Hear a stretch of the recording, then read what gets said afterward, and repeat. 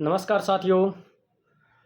आज समस्त पृथ्वी के भूखंड पर निवास करने वाले सभी भारतवासियों को 74वें गणतंत्र दिवस की हार्दिक शुभकामनाएं।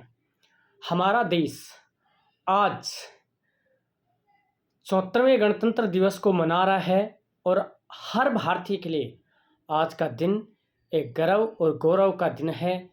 तो दोस्तों, आज की इस अपन वीडियो में जो चर्चा करने जा रहे हैं कि आज का दिन भारत के लिए क्यों अति महत्वपूर्ण है, कब से गणतंत्र दिवस मनाया गया है और क्यों इस तिथि को चुना गया है और क्या ये गणतंत्र होता है और कौन गणतंत्र दिवस पर भारत में राष्ट्र ध्वज को फहराता है और कौन मुख्य अतिथि होता है, कब से ये परंपरा चली आ रही है, तमाम बातों के बारे में जिक्र करेंगे।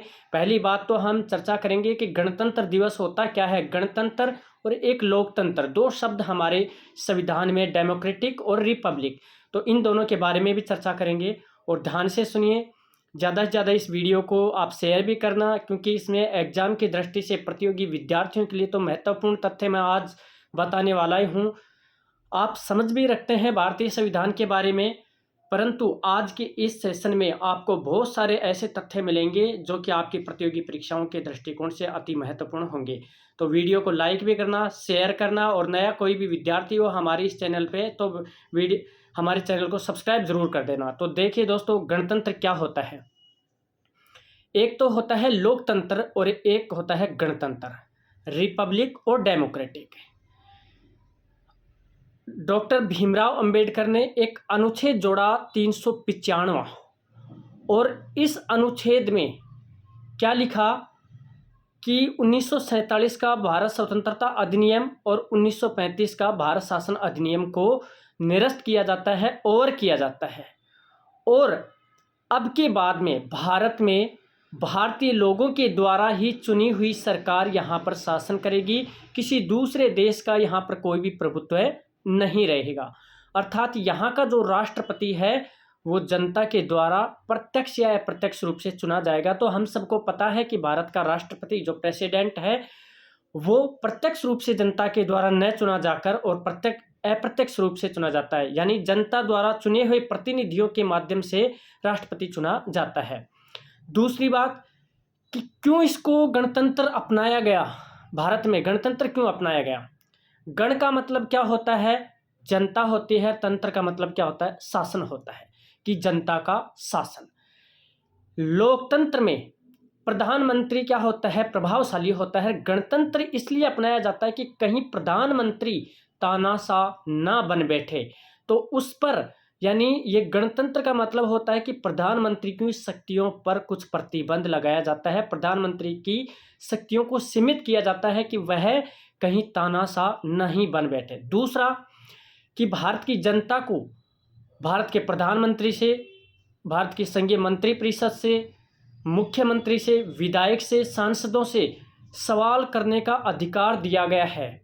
यानी भारत की जनता क्या है कि अपने प्रतिनिधियों से क्या कर सकती है, सवाल कर सकती है, और लोक कल्याणकारी योजनाओं को लागू करने के लिए, लोक कल्याणकारी योजनाएं हैं समाज में, देश में लागू करने के लिए उनको प्रेरित करती, मतलब उनसे आवाज़ उठाकर अपने अधिकारों की मांग कर सकती है। ये क्या होता है, गणतंत्र होता है।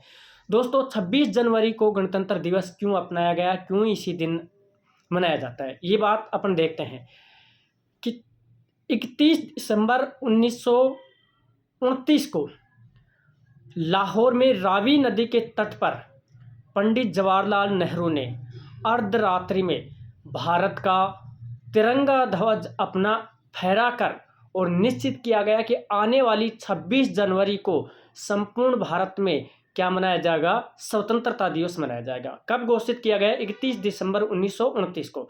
उसके बाद में 26 जनवरी 1930 को पहली बार भारत में संपूर्ण में क्या मनाया गया, स्वतंत्रता दिवस मनाया गया। और ये प्री पार्टी चलती रही कि प्रति वर्ष 26 जनवरी को प्रतिवर्ष स्वतंत्रता दिवस मनाया गया। अब साथियों, हमारा संविधान लागू होता है, कैबिनेट मिशन योजना के तहत संविधान सभा बनती है, और 9 दिसंबर 1946 को प्रथम बैठक होती है, और 26 नवंबर 1949 को हमारा संविधान क्या हो जाता है, लागू हो जाता है। साथियों, कुछ 16 अनुच्छेद 26 नवंबर 1949 को ही भारत के संविधान के लागू हो जाते हैं और 24 जनवरी 1950 को हमारे संविधान सभा की अंतिम बैठक होती है, जिसमें 3 प्रतिलिपियां होती हैं। एक अंग्रेजी में होती है, 2 अंग्रेजी में होती हैं, एक हिंदी में होती है। पांडुलिपि होती है। पांडुलिपि का क्या होता है? हस्तलिखित प्रतिलिपियां। और उन पर 284 संविधान सभा के सदस्यों ने क्या किया था? हस्ताक्षर किया, जिसमें से प्रथम जो हस्ताक्षर करता थे पंडित जवाहरलाल नेहरू थे, अंतिम थे डॉक्टर राजेंद्र प्रसाद, जो संविधान सभा के अध्यक्ष थे।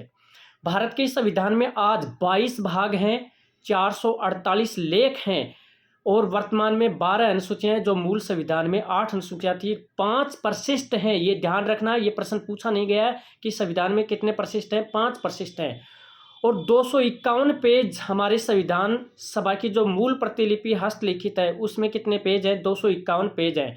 22 इंच लंबी ये हमारी संविधान की कॉपी है और 16 इंच क्या है? चौड़ी है।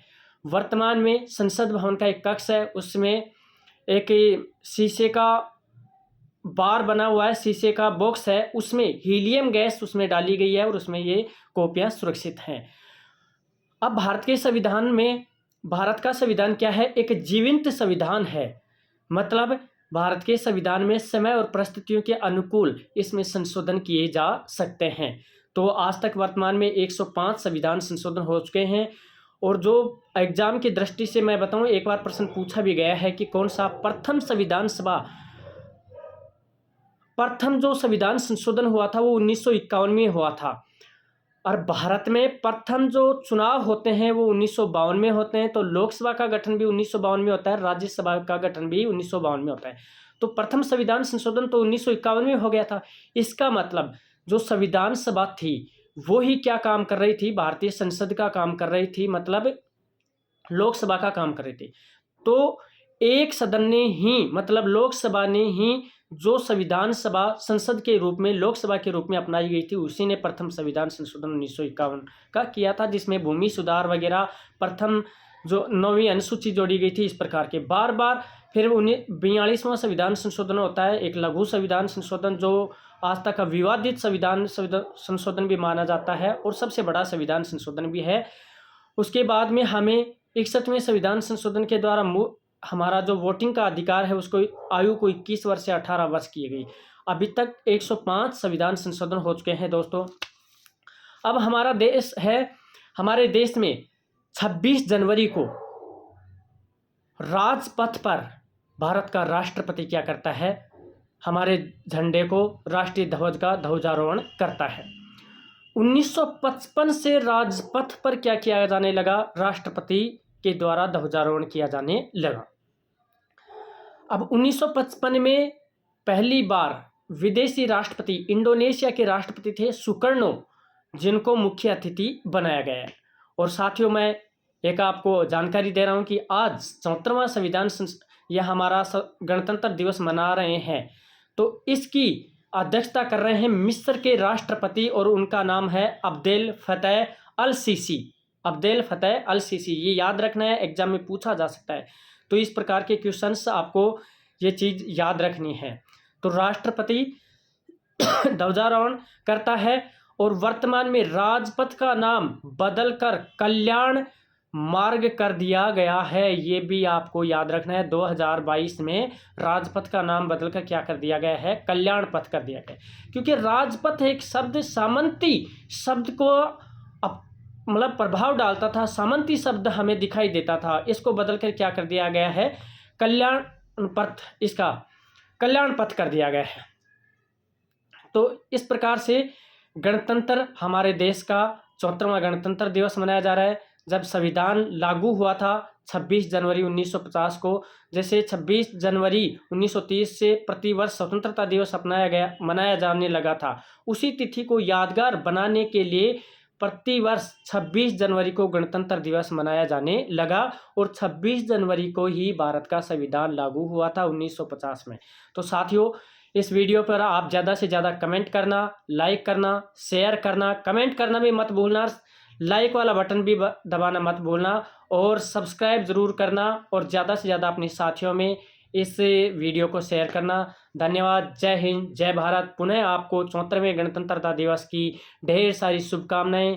जय हिंद।